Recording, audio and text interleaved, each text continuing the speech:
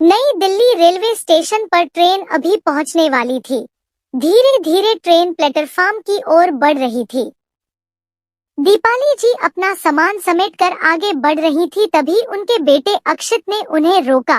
माँ, आप रुको, सामान मुझे दे दो, मैं पहले उतर कर सामान उतार लूंगा, बाद में आप आराम से उतर जाना। ठीक है बेटा, लेकिन संभल कर, गाड़ी पूरी तरह रुक जाए तभी निकलना, दीपाली जी ने हिदायत देते हुए कहा। गाड़ी स्टेशन पर पहुंचती उससे पहले ही 3-4 कुली जबरदस्ती डिब्बे में चढ़ गए और अक्षत और दूसरी सवारियों से पूछने लगे, साहब आपका सामान उठा लो। अक्षत ने पूछा, कितना लोगे? तो कुली 300 रुपए मांगने लगे। यह सुनकर अक्षत बोला, नहीं नहीं, यह तो बहुत ज्यादा है, हमें नहीं जाना, रख दो सामान नीचे। बात करते करते प्लेटफॉर्म आ गया। अक्षत और दीपाली जी नीचे उतर गए। वह कुली अब भी उनका सामान उठाने की कोशिश कर रहा था। अक्षत उससे पैसे कम करने के लिए कह रहा था। इसी बीच दीपाली जी की नजर दूर खड़े एक बूढ़े कुली की ओर गई। वह आती जाती सवारियों को एक आस से देख रहा था। दीपाली जी ने उसे इशारे से बुलाया, लेकिन वह नहीं आया तो दीपाली जी खुद उसके पास पहुंच गई। अरे, मैं तुम्हें सामान उठाने के लिए बुला रही थी, तुम आए नहीं, चलना नहीं है क्या? बूढ़ा कुली इधर उधर देखकर बोला, मेम साहब, ये जो कुली हैं, ये भागकर ट्रेन में चढ़ जाते हैं। मैं चलती ट्रेन में चढ़ नहीं पाता, ऊपर से जिस सवारी को ये लेकर आते हैं, उससे कोई दूसरा कुली बात करे तो ये उसे मारते हैं, इसलिए मैं आपसे बच रहा था। दीपाली जी को उस बूढ़े कुली पर दया आ गई। उन्होंने अक्षत के पास जाकर कहा, अक्षत, हमें कुली नहीं चाहिए, इतने पैसे देने से अच्छा है अपना सामान खुद ले चलें। यह सुनकर दोनों कुली गुस्सा होते हुए दूसरे पैसेंजर से बात करने चले गए। कुछ देर में सामान उठाकर बाहर की ओर चल दिए।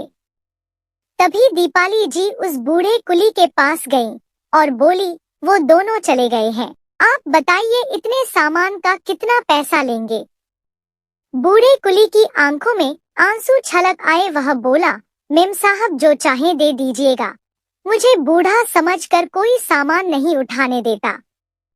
तभी अक्षत आ गया। माँ, ये सामान उठा भी पाएगा? आप भी बेकार में चक्कर में पड़ गईं।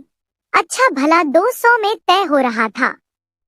दीपाली जी ने कहा, कुछ सामान ये उठा लेंगे, कुछ हम उठा लेंगे। अक्षत ने सामान उठाने में मदद की। बूढ़ा कुली 2 सूटकेस लेकर धीरे धीरे आगे बढ़ने लगा। अक्षत पीछे माँ से बोला, माँ, ये तो बहुत देर में पहुँचेगा। वो दोनों अच्छे से सामान पहुँचा देते।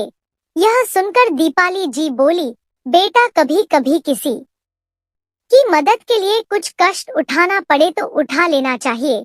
ये बता रहे थे, इन्हें यही सोचकर कोई काम नहीं देता, पता नहीं क्या मजबूरी होगी तो इस उम्र में इतना भारी काम कर रहे हैं।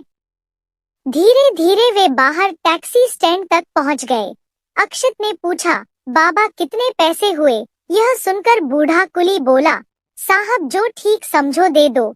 यह सुनकर अक्षत ने दीपाली जी की ओर देखा। दीपाली जी ने इशारे से 300 रुपए देने को कहा।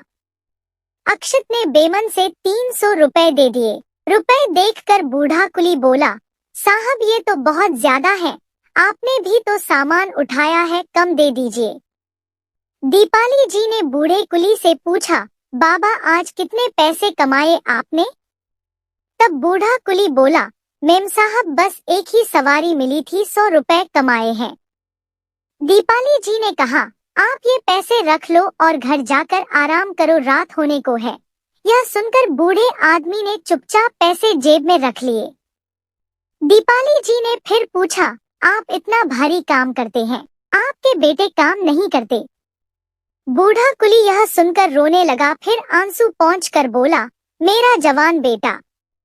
यही कुली था। एक दिन सामान उठाकर सीढ़ियों से उतर रहा था, पैर फिसला और गिरकर मर गया। अब मैं और मेरी पत्नी यही स्टेशन के पीछे झुग्गी में रहते हैं। वो घरों में काम करके कुछ कमा लेती है, मैं यहाँ बैठा रहता हूँ। कभी कभी आप जैसे लाख तरस खाकर कुछ काम दे देते हैं, नहीं तो खाली बैठकर घर चला जाता हूँ।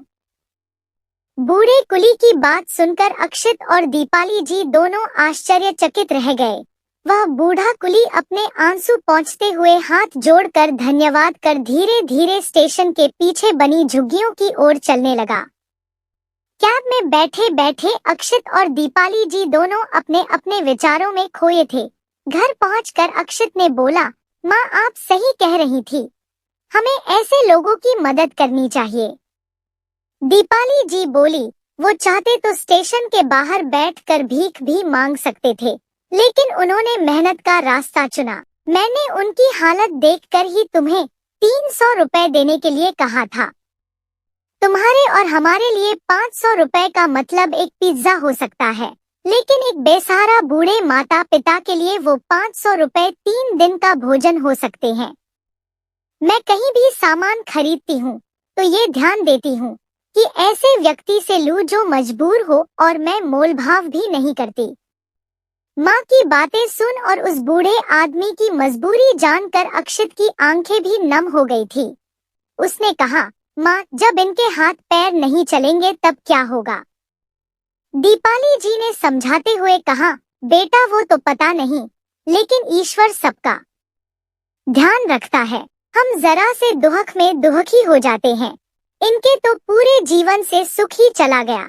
जवान बेटे को कंधा देना और फिर जीवन की गाड़ी को ढोना कितना मुश्किल है। अक्षित का जीवन को देखने का नजरिया ही बदल गया। अब उसे पैसे उड़ाना फिजूल लगने लगा। वह दूसरों की मदद करता, सबसे प्यार से बात करता था। इसी तरह कहानियां का आनंद लेने के लिए सब्सक्राइब करें और शेयर